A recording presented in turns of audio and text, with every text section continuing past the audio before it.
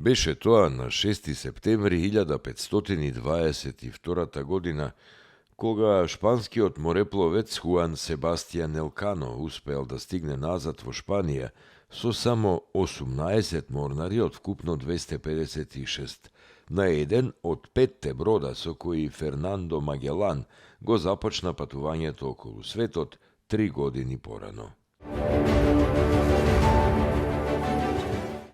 Беше тоа на 6 септември 1885 година, кога областа Источна Румелија е присоединета кон Бугарија.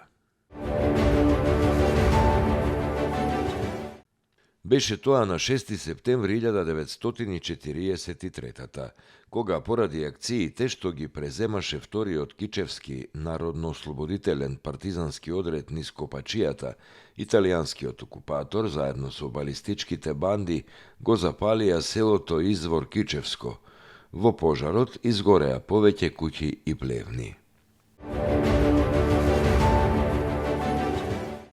Беше тоа на 6 септември 1944, кога е ослободено Кратово. Беше тоа на 6 септември 1944, кога се случи бегството на политичките затвореници од Централниот областен фашистички затвор во Битола. Областниот централен затвор бил отворен во јули 1942 во близина на Црност, каде беа затворени политичките затвореници од целата битолска околија. Фашистичкиот суд во Битола изрече казни на 250 учесници во народно-ослободителното и антифашистичко движење. Над 50 од нив беа осудени на смрт со бесење, над 20 осудени на доживотна робија, а другите на времени казни со строг затвор од 1 до 20 години. Соочени со поразот на фашистичката власт управата на затворот, 3 дена пред капитулацијата на фашистичка Бугарија, беше приморана да дозволи да се отворат затворските порти и околу 120 политички затвореници избегаа од него.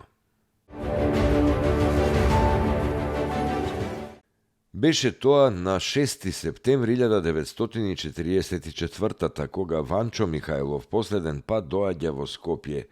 Планот бил со помош на Гестапо тој да формира квинслиншка држава.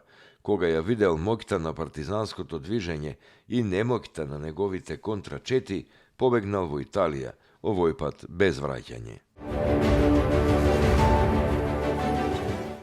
Беше тоа на 6 септември 1962, кога во Струга започна првата поетска манифестација Струшки вечери на поезијата.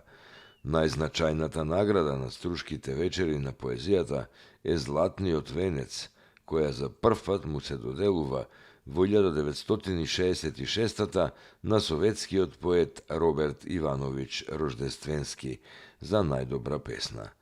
Од 1971 Златниот венец на Струшките вечери на поезијата се доделува за целокупен поетски опус. На 6 септември 2011 година, по извршената реконструкција, пуштен е во употреба аеродромот Александар Велики.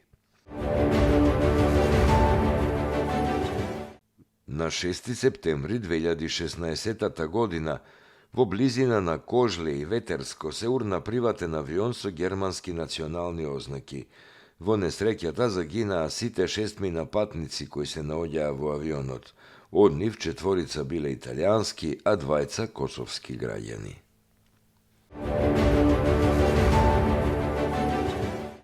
На 6 септември 1903 година кај селото Витишево, Кочанско, во борба против турската армија загина Милан Трајков Стоилов, македонски револуционер, еден од основачите и секретар на Македонското научно-литературно другарство во Санкт Петерсбург, член на тајниот македонско-одрински кружок и учесник во Линденското востание.